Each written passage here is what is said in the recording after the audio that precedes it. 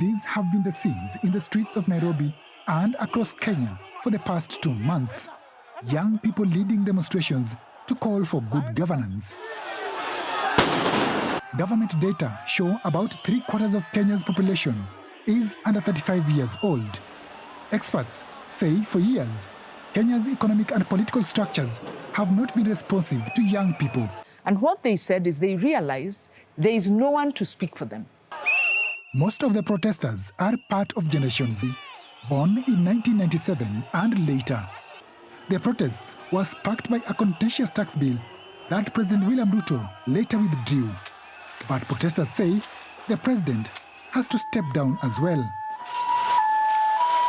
26-year-old Kasmuel Makoure has been in the forefront of the protests. He says the Ruto must go call is not an attack on Ruto personally, but a call for good governance. It is the Ruto-isms, the isms that have been associated with him, the corruption that bedevils his government, the cronyism, the sheer incompetence of the people who surround him in government, the sheer number of unconstitutional offices that we've had to endure in his tenure, the extrajudicial killings, the excesses of the police, in a country where we're living, where we have a police force and not a police service. Ruto must go is a clarion call to a better Kenya. Ruto dissolved his cabinet on July 11 and reconstituted it to include members of the main opposition party. Speaking last week in Mombasa County, he pledged to tackle the main accusation against his government. I will mobilize resources that are available. I will mobilize every resource that is available to deal with the challenge of corruption. But critics say the new cabinet, which has half of the fired ministers back in office, does not inspire hope. Recent polls show over 80% of Kenyans support the youth-led protests. Wanjiru says this is because the protesters spoke to the feelings of many Kenyans. Kenya is in a bad situation. Our political leaders do not reflect our aspirations.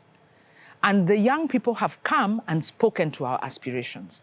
So really what we are seeing by these shop owners and business owners and parents who are supporting their young people is these young people have captured our aspiration. Analysts say to bring about real change, the youth-led movement has to organize politically and collaborate with other progressive political groups. Protester Leon Mushiri agrees.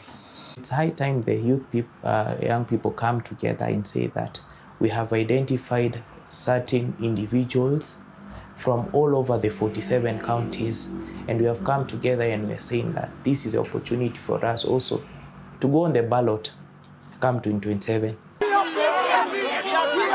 President Ruto says the government will not allow further protests in the country, saying, quote, enough is enough.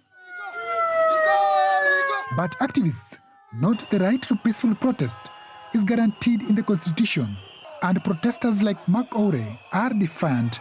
They are planning a major demonstration in Nairobi on August 8th.